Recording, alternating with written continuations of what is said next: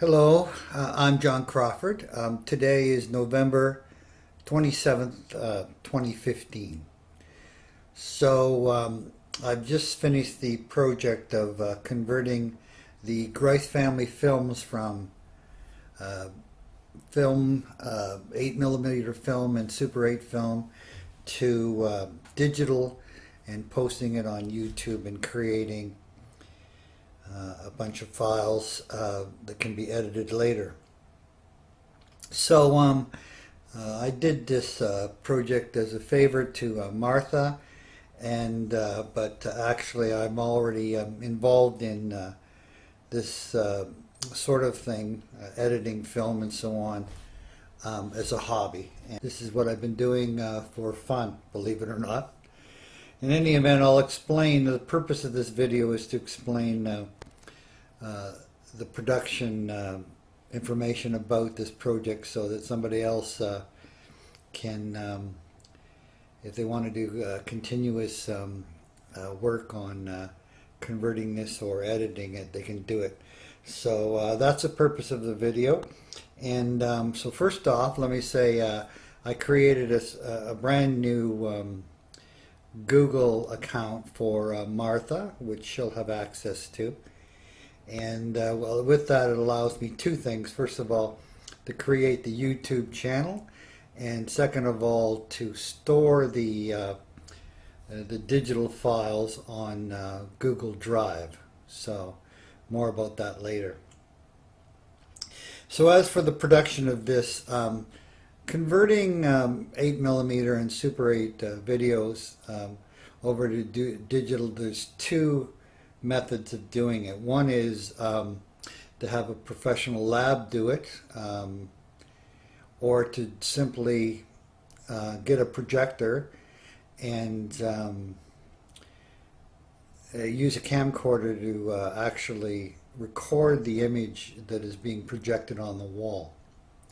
That's the method I used. I went out and bought two vintage projectors, 8mm, which is about 60 years old, and a Super 8, which is about 40 or 50 years old at least. And that's the method I used. It's hard to believe those projectors actually work after all these years, but they do, and it's quite cumbersome using that.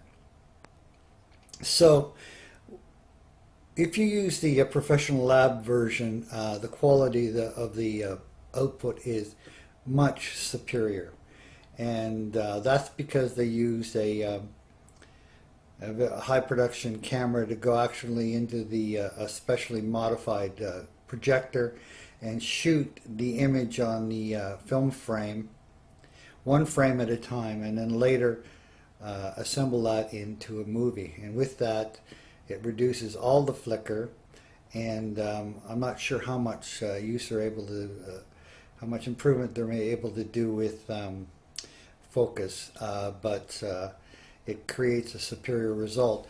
Of course, the problem with that is twofold. First of all, it's quite expensive, and in circumstances like this, you have a whole lot of film. Some of it that has now got high value because it's images of people when they were younger, but it also includes a lot of stuff such as scenery that is no longer has great value. So what I did was the camcorder method. There was lots of problems with focus and lots of problems with flicker. However, the films were converted and posted on YouTube, and buried in all the stuff is some pretty nice pictures of the Grice family when they were younger, and sometimes I think the stuff from the 60s, I can't even distinguish which Grice children they are, but you guys will be able to do that. So it's there. Let me tell you a little bit about the YouTube channel. All the actual YouTube films that are on there are coded. The 8mm are all coded with the word Grice. starting, the first reel was A, and then the second reel was B, and so on. So you'll find there's 24 of those, A through Z, but there's no V and W. So that's there's 24 of those, and on the Super 8 there's 21 of them. Not all of them are posted to YouTube, but they are coded always with the letter U. So the first film was called UA and the second UB. So that goes all the way through there. The reason for that is so that somebody wanted to re-record one of them, they could go back into the box and grab the exact proper reel. Let's say you wanted to look at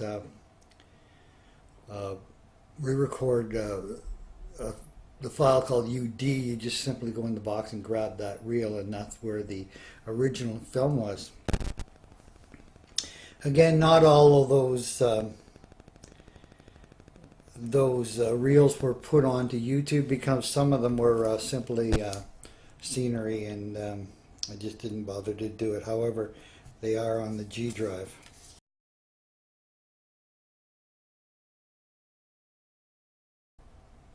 So Martha had asked me in an email if she wanted to do some editing.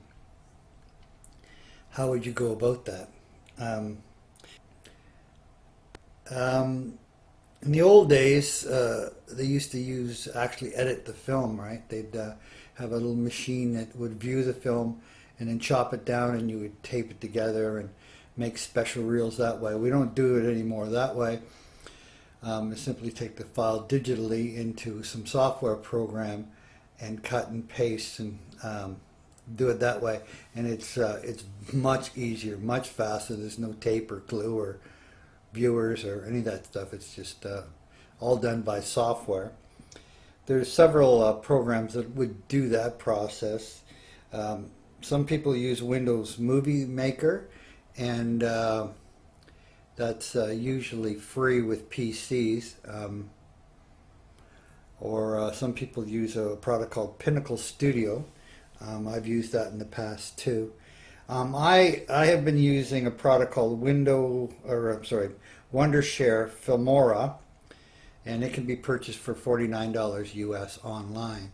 The reason I use that product is it can convert my iPhone movies that I shot into a different format and handle a lot of other problems with editing, so on. So it's not that expensive, and that's what I've been using. So Martha, the other thing is that if you wanted to identify each reel, what you'd like to create into a new file for viewing or whatever, you could just give me the reel numbers and the parameters, meaning if you wanted minute 2 to 3, you just simply write on the notes the minutes 2 to 3, that sort of thing. So I could do that fairly quickly for you. I don't know what else to talk about. The project was a lot of fun for me, a lot of work. There is about 4 hours of material on these reels, or now on the digital film. So that's a lot of stuff to go through.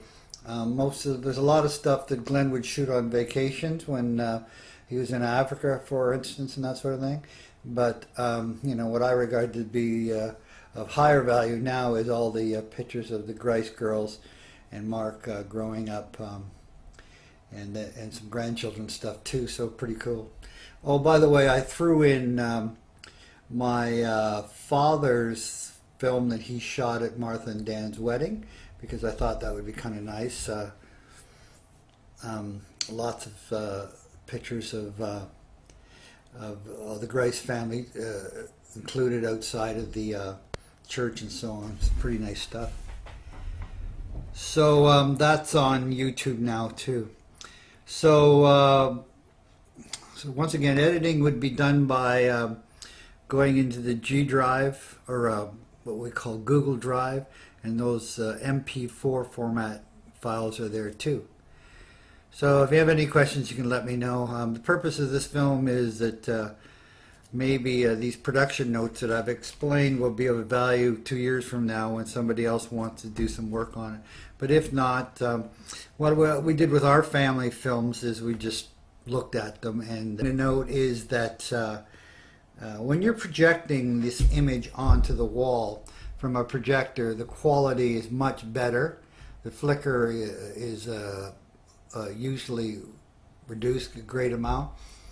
The quality is much better than what you see on the digital thing, because the camcorder tries to read read the image, and sometimes it tries to do its own autofocus, and then it also picks up flicker with that. So some people just use these old vintage projectors to project onto the wall and sit and enjoy them that way. The problem, though, of course, is loading the film onto these projectors is a little tricky. Sometimes films break, so you kind of have to have some experience at doing all that. If you were at a party, for instance, it would be kind of frustrating to do it because you have to change reels every few minutes and so on. So. But that's, some people do that. One of the ladies I bought a projector from, that's all she used it for, was showing it at a party. Okay?